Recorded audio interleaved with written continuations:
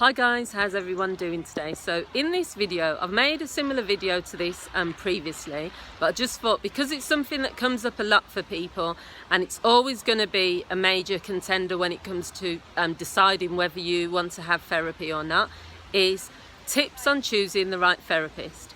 So one thing that I can say is that many people these days are choosing therapy for different reasons, but also they're going through different routes now. Previously, you probably just would have a leaflet, or maybe someone would recommend you and say, you know, I've been to see this therapist, they're really good, you should go to her or him.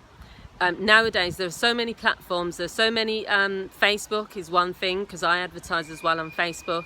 You have the counselling directory, Google ads, you might see someone, you might go to a networking event and someone give you a business card. So there are lots of routes for you when you are deciding on choosing a therapist.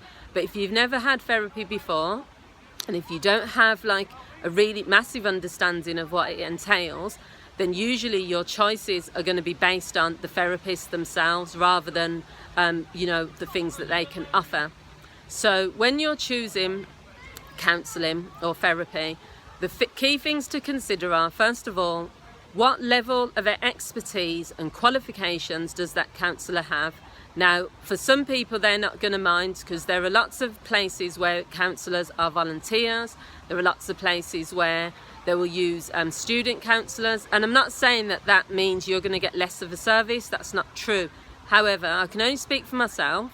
Because I've been a counsellor now for 8 years, I know how I was practicing in the beginning when I first qualified compared to now. It's just completely different because your experience is different. You've gained more knowledge, you've gained more experience, you've gained more expertise in terms of working with the clients. So it's just a different experience. So it does make a difference if you feel that you need someone with that level of experience. So that's one thing.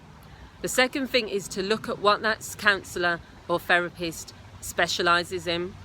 Now, a lot of times people will advertise as a therapist and they will list 100 things that they can provide.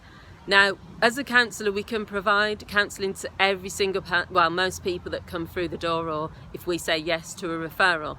However, that doesn't necessarily mean we specialise in those areas. So the difference would be if someone came to me, for example, and wanted to counselling on addictions. I know that there are better services out there that can provide that level of counselling.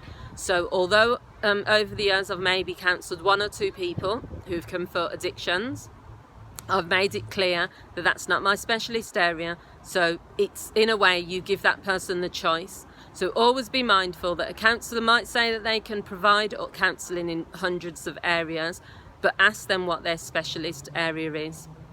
The third thing that you're looking at really is, do counsellors provide initial appointments? Now, I'm working with some supervisees at the moment. So these are people who are training to be counsellors, or they're qualified, but all counsellors need supervision.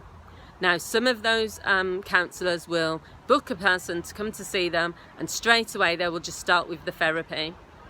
So they will not do something called an initial assessment, which is gathering information, providing information about what you do, and then allowing the client to then make a decision about whether they want to work with you or not. Now, any counsellor who doesn't provide an initial assessment, this is my feeling, they're not giving you the opportunity to make that choice, because you could go to see someone for one session and you might decide that that is not the right counsellor for you. However, if you do an initial assessment, which is what I always provide, it gives you an opportunity to bond for that hour that you're with that counsellor, and then for you to go away and decide, do I want to work with them or not? So another thing that you might consider as well is, does the counsellor provide Skype counselling, telephone, online counselling, or face-to-face? Do they provide all of those options? Now, over the years, what I've started doing is developing my practice so that my first visit, normally my first initial assessment, is normally face-to-face, because I just think it's more professional, but you can also get that energy between you and the client. However, if I've been working with someone for a long time, we then might decide that one day we'll do a Skype session, or maybe they want a telephone counselling session. Because they've already built up the therapeutic relationship with me, they're happy to do that. So you might have a preference, and it's best to ask that at the beginning so that you know if this is the right counsellor for you. You know, are they flexible? Can they provide that service to you? And the final thing really is about the fees. Now, what I would say to people is the majority of counsellors all have a similar fees. There are some that are kind of extreme and they'll be quite high end. Some will be quite low, the amount. Now, you have to decide, not based on what the fee is, but whether you can afford it or not. Now, it's pointless starting off, going to see a counsellor and then recognising that you're unable to pay the fees, because the best thing to do is to be clear from the beginning. You might be able to negotiate with your counsellor and say, do you provide any discounts? Do you provide reductions? If I can see you for 6 sessions, will I get less? And I book those 6 sessions in advance, can I get a discount? So be clear with your clients with your counsellor on what you can afford, because what I would say is, once you get into the counselling routine and you're going to see your counsellor every week, the last thing you want to do is say, I can no longer afford to see you, especially when the work hasn't actually been done yet. I'm quite flexible in that way. I do provide coaching packages, counselling packages, and I'm always clear that people can pay in instalments. Or if someone was to come to see me for counselling and they wanted 6 sessions, short-term counselling, they could just pay. It would be a less fee than if they were coming to see me weekly.